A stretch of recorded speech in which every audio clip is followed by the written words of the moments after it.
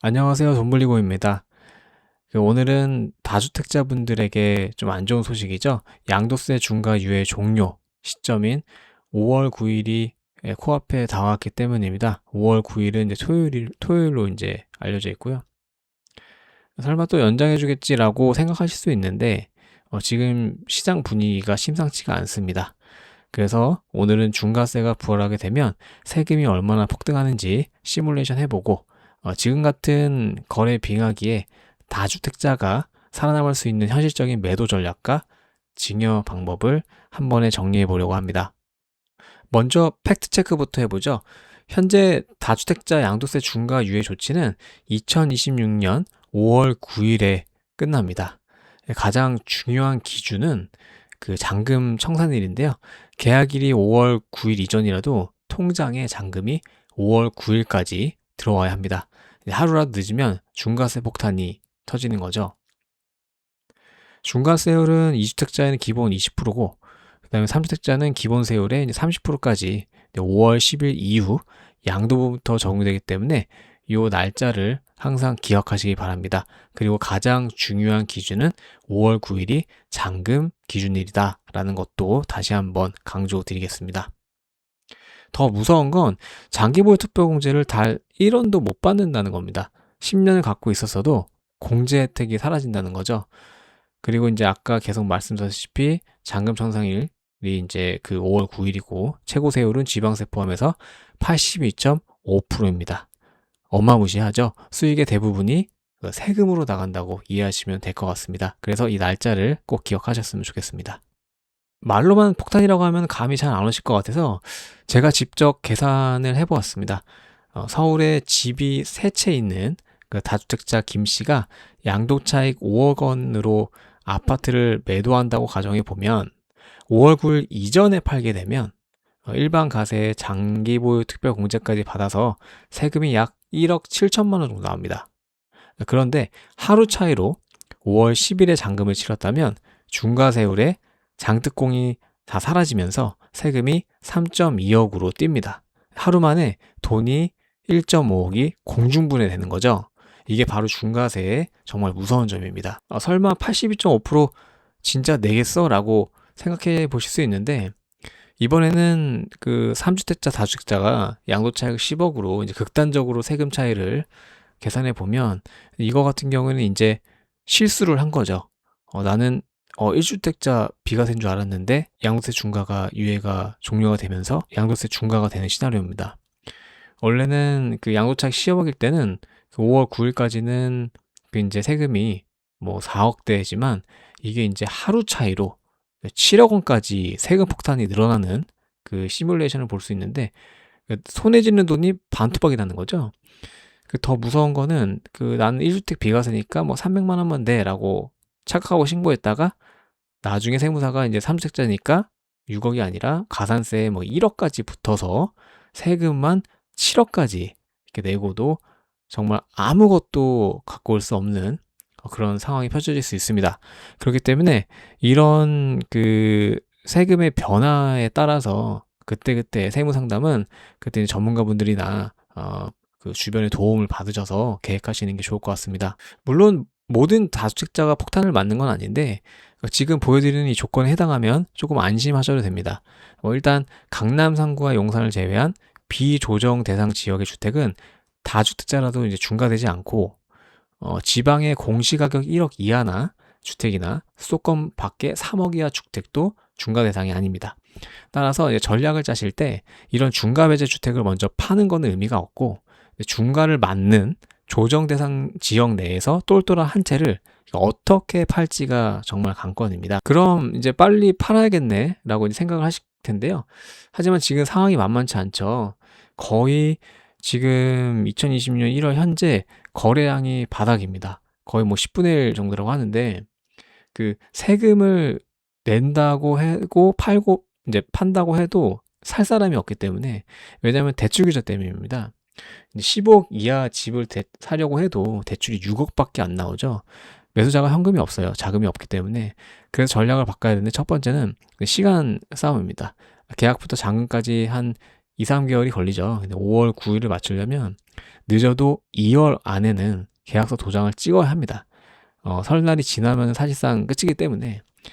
둘째는 가격 매수자 대출 한도에 이제 맞춰야 되는데, 옆집이 15억에 팔았으니까 나도 15억 이러면 거의 못 팝니다. 매수자가 대출 연끌해서 들어올 수 있는 가격으로 확실하게 낮춰서 어느 정도 탈출이 가능을 할 거고요. 그래서 이에 대한 대책으로 이제 증여가 나오는데, 근데 부담부 증여라고 이제 생각을 하실 텐데요. 하지만 이것도 쉽지 않은 게, 뭐 잠실, 삼성, 대치, 청담 같은 이제 토어제 집이 있다라고 하면 이게 이제 규제 때문에 그런데, 부담부 증여에서는 전세 보증금을 넘기는 거는 이제 법적으로 집을 돈 받고 판 것, 유상매매와 같기 때문에. 하지만 토지거래 허가 구역 내에서 집을 매매하려면 조건이 뭐죠? 바로 매수자가 즉시 입주해서 2년을 살아야 된다는 겁니다. 여기서 모순이 생기는데, 전세를 끼고 자녀에게 넘기는데 전세 세입자가 살고 있잖아요. 근데 그러면 자녀가 당장 들어서 살 수가 없죠. 근데 결국 실거주 의무가 지켜지지 않기 때문에 구청에서 거래 허가를 안 내줄 확률이 굉장히 높습니다. 그리고 뭐 억지로 진행을 했다가 뭐 양도세 중과 폭탄을 맞으면 또 이 엄청난 동시에 타격을 받을 수 있기 때문에 이 토지거래 허가 구역 내에서 부담부 증여가 만만치 않다라는 것도 알려드리고요. 자녀에게 집을 싸게 파는 저가 양수도도 정말 많이 물어보시는데, 2026년 1월 1일부터 법이 바뀌었습니다. 지금 보여드리는 자료를 이제 보시면 현저히 낮은 가격으로 거래하면 매매가가 아니라 증여로 간주하기 때문에 취득세 폭탄을 때리겠다는 건데, 그 기준이 뭐냐 보면 시세보다 30% 이상 싸거나 3억 이상 차이가 나는 경우입니다. 예를 들어보면 시세 10억짜리 아파트를 자녀에게 5억에 팔았다고 치면 예전에는 증여세 좀 내고 취득세는 매배니까 1%에서 3%만 내면 됐습니다. 하지만 이제는 차액이 5억이라서 기준인 3억을 넘었죠. 그렇게 되면 이 5억에 판 게 아니라 그냥 10억짜리를 증여한 걸로 봐서 전체 금액에 대해 취득세 12%를 매깁니다. 취득세만 1억 2천만 원이 나오는 그런 대참사가 벌어지는 거죠. 그래서 전략을 잘 짜야 됩니다. 이제 10억짜리라면 3억 차이가 안 나게 최소한 뭐 7억 이상으로 7억 2, 3천 정도 거래해야 매매 취득세를 적용할 수 있고, 일반적인 매매 취득세 1%, 3% 그냥 싸게 주면 대지했다가는 이제 세금을 많이 내실 수 있다. 그렇게 이해하시면 될 것 같습니다. 정리하겠습니다. 2026년 양도세 중과 유예가 종료가 되면 아마 그 5월이 되면 세금이 2배, 3배로 늘기 때문에 이번 1월과 2월 설 연휴 전후가 마지막 골든타임이라고 생각합니다. 정부가 규제를 풀어주길 마냥 기다리다기에는 리스크가 너무 크기 때문에 매도냐, 증여냐, 아니면 버티기냐, 그 중에 하나 선택하셔야 되고, 당장 지금 계산기를 두드리셔서 아마 이제 다주택자분들은 매도할 물건을 빠르게 매도하는 것도 방법이라고 생각합니다. 자, 이번에는 다주택자에게만 해서 1주택자분들도 이제 안심하고 계셨을 것 같은데, 2026년에 집값 상승분이 반영이 되면서 강남권 보유세도 한 1.5배 오를 수 있다는 그런 이야기가 있습니다. 자, 이때 1주택자가 쓸 수 있는 이제 최고 취득기가 바로 부부 공동명인데요. 근데 가장 큰 장점은 종부세 공제액이 확 늘어나는 거죠. 원래는 당동명의는 12억까지만 공제가 되지만 공동명의는 인당 9억씩 총 18억까지 공제가 됩니다. 게다가 나는 고령이라면 세액공제 최대 80%까지 받는 게 유리한데, 하시는 분들은 걱정 안 하셔도 되는 게, 공동명의라도 특례 신청을 하면 단독명의처럼 세액공제를 받을 수 있습니다. 근데 즉 유리한 쪽으로 이제 선택할 수 있는 하이브리드 전략이 가능하다는 거고, 나중에 팔 때도 양도 차익이 분산돼서 양도세가 줄어드는 그런 효과도 보실 수 있습니다. 하지만 당장 최초에 공동명의 하지 않고 당장 아내를 뭐 와이프의 명의를 넘겨야겠네 반을 하지 마시고 일단은 계산기 두셔야 되는데, 그냥 일반적인 집을 부부끼리 증여하게 되면 또 이제 증여취득세를 내야 되거든요. 예를 들어서 취득세가 2천만 원이 나왔는데 공동명의로 매년 아끼는 세금이 500만 원이다? 그러면 최소 4년을 더 보유해야 본전을 뽑는 거죠. 그래서 당장 뭐 단기간에 1, 2년 안에 팔 게 아니라고 하면은 굳이 바꿀 필요가 없고 내 보유한 계획에 맞춰서 결정하시는 거를 추천드립니다. 다시 다주택자로 돌아와서 도저히 5월 9일까지 못 팔겠다 하시는 분들은 이제 냉정하게 본인들이 갖고 있는 그 부동산의 성적표를 매겨셔야 되는데, 만약에 내가 갖고 있는 집이 B급이다. 이미 오를 만큼 올랐고 앞으로 세금 낼 만큼 더 오르기 힘들 것 같다면 양도세 중과를 맞더라도 지금 정리해서 현금화하는 게 낫다고 생각합니다. 반대로 A급의 매물이라 하면 세금이 3억이 나와도 나중에 5억이 더 오를 거라고 생각을 해서 좀 버티시거나 아니면 그걸 자녀에게 증여해서 미래 가치를 넘겨주는 게 맞다고 생각합니다. 그래서 여기서 말씀드리는 요지는 무작정 버티는 게 능사가 아니고, 일단 보유세가 감당 가능한지 먼저 시뮬레이션 해보고, 그 다음에 이제 양도세 같은 것들을 좀 다주택자분들은 좀 중과를 피할 수 있는 5월 9일까지 잔금을 치르시는 거를 추천드립니다. 그 아시는 것처럼 다주택자에 대한 규제가 너무 많았기 때문에 정말 피곤하죠. 그래서 똘똘한 한 채를 갖고 나서는 뭐 요즘에 금융자산 투자도 하고, 뭐 이제는 비주거용 자산이라고 해서 상가나 이런 것들이 있는데, 사실 뭐 상가나 꼬마 빌딩 같은 경우에는 그 인기가 요즘에 너무 주택으로 몰려서 많이 좀 소외되는 상황이거든요. 저도 상가를 하나 갖고 있지만 물론 되게 똘똘한 상가입니다. 강남 상구에 중에 하나 있고 임차인도 너무 좋으셔서 잘 그 운영이 되고 있는데, 수익률이 사실 조금 아쉬워요. 예를 들어서 지금 주택 같은 경우에는 월세가 1억에 40이잖아요. 그러면은 뭐 세금할 때도 뭐 세후 한 4.8%의 수익률을 내는데, 그 정도면 뭐 웬만한 예적금보다 높잖아요. 상가 수익률 같은 경우에는 서울권의 강남이나 뭐 성파나 보면은 거의 2% 정도 수준이고, 잘 나오면 4% 정도 나와야지 거의 매수자가 붙는다고 알고 있습니다. 그래서 상가를 하게 된다라고 하면 일단 현금 흐름이나 뭐 그런 거 보셔야 되겠지만, 거의 약간 에셋 파킹의 느낌이라서 똘똘한 한 채 갖고 있고, 뭐 기본적으로 이제 정기적으로 나오는 이제 월세를 받고 싶다라고 하시면 어쩔 수 없이 선택하는 게 요 이제 비주거용 자산이기 때문에, 이렇게 법인이나 뭐 사업자로 하시는 자산 포트폴리오 재편이 필요한 시점이다. 왜냐하면 주택수에 포함이 되지 않기 때문에. 하지만 요것도 종합소득세가 많이 나오시거나 그러면 이제 법인으로 하셔가지고 요거를 좀 돌리시는 그런 방법도 있습니다. 비용 처리나 그런 것들이 가능하기 때문에.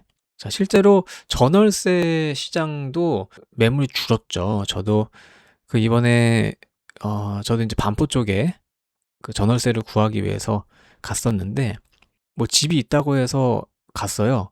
근데 가기도 전에 그 계약금이 들어왔다고 해서 놓친 게 3개나 됩니다. 그래서 제가 그 중개인분한테 이제는 그 집을 안 봐도 된다. 그냥 계좌를 줄 수 있는 그 임대인분만 연락이 되면 좋겠다라고 심지어 그렇게까지 얘기했습니다. 다주택자가 이제 집을 팔거나 증여하면 그 이제 무슨 일이 벌어질까요? 뭐 전세를 오는 사람들이 이제 사라지는 거죠.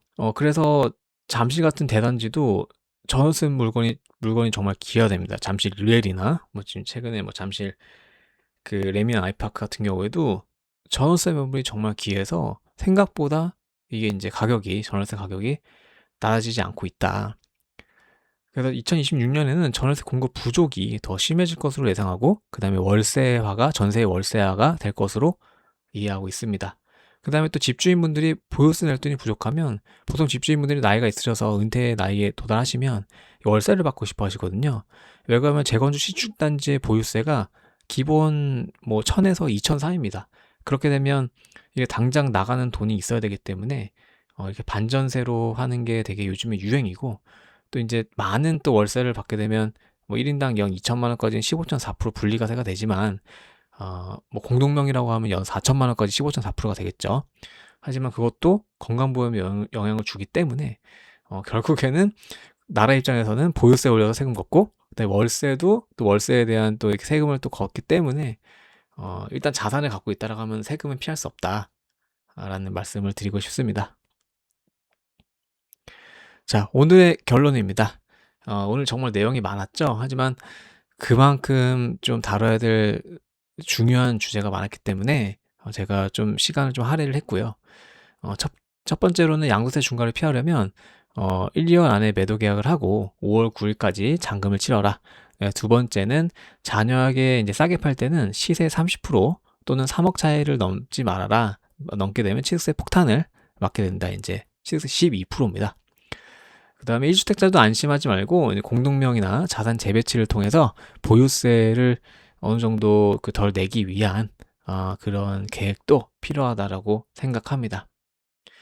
부동산 세금 정말 어렵지만 모르면 우리 돈이 금방 사라지거든요. 오늘 영상 다시 돌려보시면서 꼭 미리 대비하시길 바랍니다. 네, 이상으로 제가 준비한 영상은 여기까지고요. 네, 구독과 좋아요도 시간이 되시면 한번 해주시면 제가 영상 제작하는데 큰 힘이 될 것 같습니다. 감사합니다.